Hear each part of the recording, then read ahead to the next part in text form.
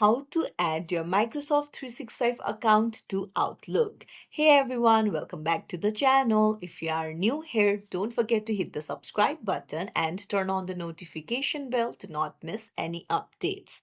In this video, I'm going to show you how to add your Microsoft 365 account to Outlook so you can start sending and receiving emails in one place. The process is simple and you can complete it in just a few simple steps.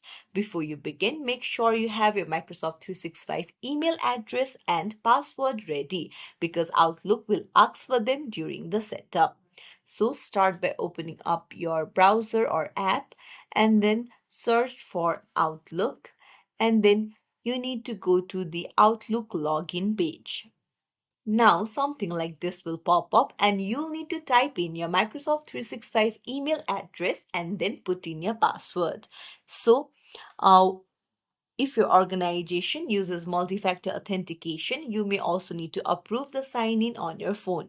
After that, Outlook will finish setting up your account, and then that's it. It's as simple as that to set up your Microsoft 365 account to Outlook. If you found this helpful, make sure to hit the thumbs up and subscribe for more tips and tricks. Thank you for watching.